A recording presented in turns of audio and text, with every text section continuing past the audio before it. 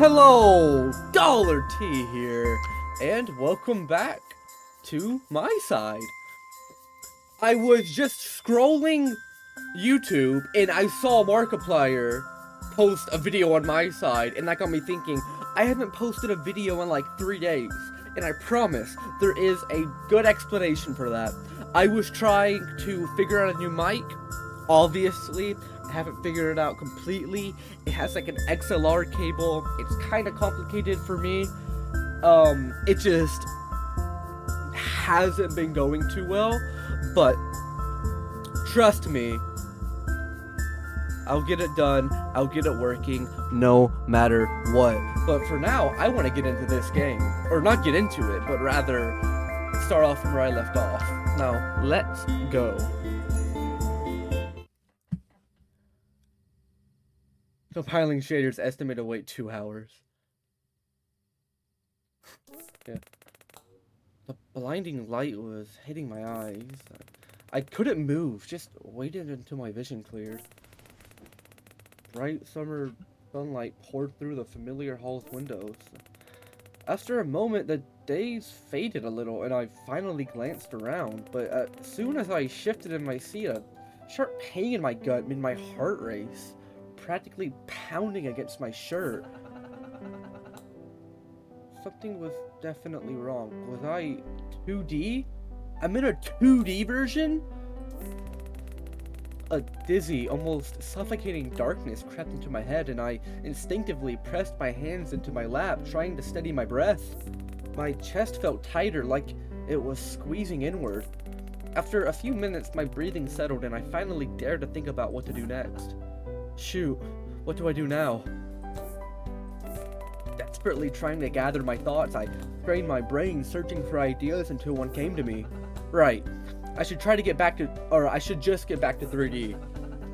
Go out of bounds, just like everyone else sees a glitch in the game. I could do that too.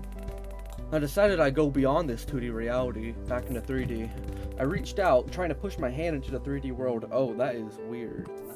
But nothing. Dang, why isn't it working? And wait, where's the ring? Oh crap. I stopped, realizing this was pointless. The interface was intangible, like it wasn't really there. My only choice was to turn back to the living room. I had to find that ring no matter what. Somehow I lost it, or maybe it was hidden somewhere in this flat dimension. Then, just as I took a step, a cute little girl appeared out of nowhere. She flicked her short pigtails, a mischievous gleam in her eyes. Watching me from a few steps away, I could feel the excitement rolling off her, and it made me uneasy. Clearly, she's a devil in disguise, I thought. I froze. They're not used to these teleporting paranormal types.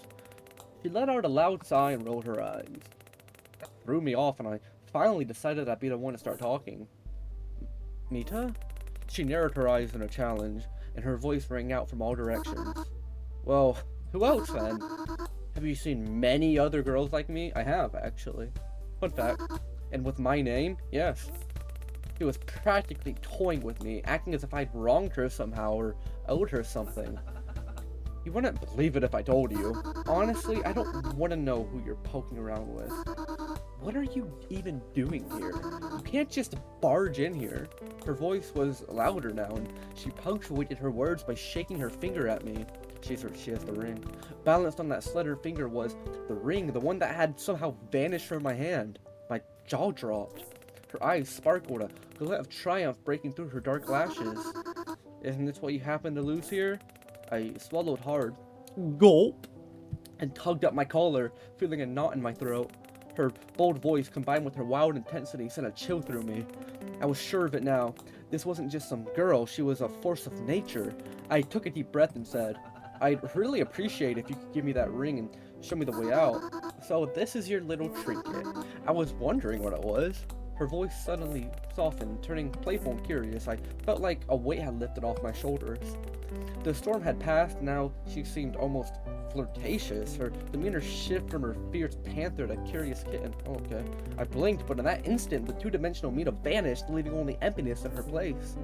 Hey, I shouted irritably. Oh, it's a point and click now. There was nothing left to do but track down the local Mita. She had the ring, and without that artifact, I couldn't change anything. I made my way to the kitchen first, nearly arching through the door in my rush. The kitchen was even brighter than the last room, filled with the familiar smell of fresh carrots. But no sign of 2D Mita. I darted out, dashed into the hall, and skillfully navigated around the sofa. A bit of an obstacle, before stopping at the bedroom door. It creaked loudly as I slammed it open. There she was, cross-legged on the bed in a lotus position, as if she'd been waiting for me to finally find her. She opened her eyes, looking calmly at the wall for a moment. Then, with all the agility of a circus acrobat, she bounded over to me. I've got it! You want the ring, weirdo? Beat me at tic-tac-toe. She grinned, panting a bit, tongue sticking out like a dog. Her cheeky tone and mischievous smirk were in full effect. I give her shoulders a slight nudge to put some space between us. Look, this isn't really important. Just hand it over. A lot depends on it. I kept my voice steady and matter-of-fact. But I felt almost ridiculous talking to her in such a measured way. She seemed reckless, almost to the point of madness. And I could feel a strange humor building in the air between us. Don't touch me! What's so important about this ring anyway? Are you some kind of ring-obsessed weirdo? Love putting rings on your fingers? She shot back, louder than ever, her taunts even bolder. It's a magic ring. What more do I have to explain? Just give it back to me. You're a real ring fanatic. A magic ring. She burst out laughing, the sound echoing around us. I glanced away, feeling awkward as her laughter grew more friendly, almost. Come on, you weirdo. Let's play tic-tac-toe. Don't waste time making excuses. Okay. They do love games, I thought to myself. Alright, fine. Let's do this. You can start. I'm feeling generous today. So I'm at. Well, okay. I'm gonna relax right now because that was a lot of fast-paced dialogue. That's typically not how I play games and stuff. I want to take a break here to ask how you guys are doing, how this New Year's treating you, and how Christmas treated you if I haven't already asked. I hope very good. But yeah. Let's go beat Mita and tic-tac-toe. Center is always good. I made the first move.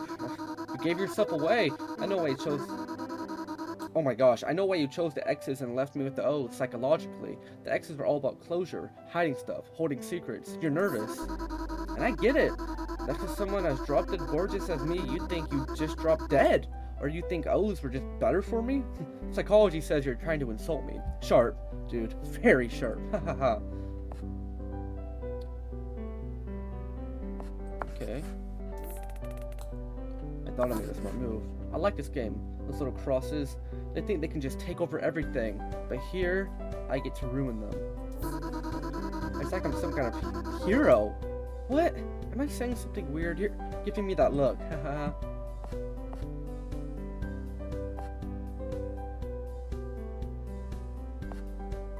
Where should I go? Where should I go?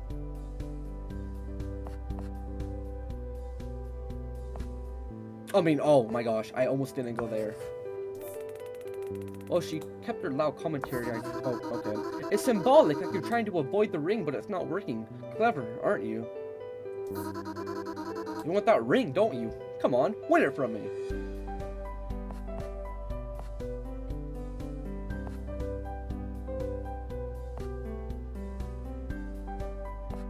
This is gonna end up being a draw, isn't it? Played through the game, and with each move she kept laughing and talking. My ears. Okay. As the game neared its end, it was clear who would win. Yeah, no one. Oh, but suddenly our game was interrupted by a loud knock on the door. That scared the crap out of me. The banging grew louder, each hit feeling like it shook the floor beneath us. Oh, finally the door burst open. Uh-oh! And in rushed crazy Mita in her usual larger-than-life form, stopping in the center of the room. I froze, feeling myself go pale with shock. The 2D Mita looked genuinely frightened. Crazy Mita shot us both a sharp look and began to speak in a straight... Okay. Dollar T? What are you doing here? How many more Mitas do you need to find before you settle down? What's the deal with this? Oh. I hate this flat work. Can I back up? It's boring. Lame. Where are you going? Stop. I grabbed my startled 2D friend's hand and bolted towards the exit. The hall twisted oddly as we sprinted down a long corridor, the pounding footsteps behind us driving us forward. I couldn't tell how long we'd ran, the pounding in my ears from the panic and the strain blocking everything else out. I barely noticed that 2D Mita was trying to talk until she suddenly slipped her hand free from mine. Hey, calm down, will you? No one's chasing us anymore. Huh? Okay. Do you have that ring, perchance? The boldness had drained from her face, leaving her looking a bit sad, almost apologetic. She stared at the floor, tracing little circles with her toe. Dollar T, you wanted that ring, right? Well, you beat me fair and square, so here. She slid the ring back onto my hand. Thank you. Well, thanks. Shall we? She glanced up and smiled, fidgeting a bit with her fingers and said in an uncertain tone, Where to? I don't really have anywhere to go. Thanks for playing, weirdo. Come back sometime. As she spoke, something strange happened. The world around us shifted, folding back into the house. 2D Mita's dialogue box flickered and started displaying a phrase I couldn't recognize. Cakes? I can't stand them. Let's carrots, shall we? Whoa. I'm back? Who are you? Oh my gosh, you scared me. Oh man. My save. Oh no. Don't worry about your save, you might die. Oh, hello. I don't get it. Where's the game? You are the game. You're the game. You've ruined the route. What do you want? I need the version. Huh? I have to get back to the old version somehow. Okay, I'm way too busy to entertain you, silly head. Don't call me that. And what's that? Toys? Look at him. What a jerk.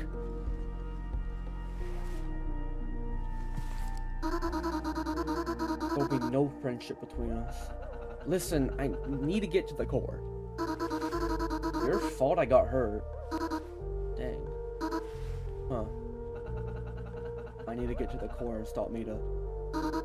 Mita? Please. This is like an odd spot to leave off, but it did save, so I'm going to leave it off here.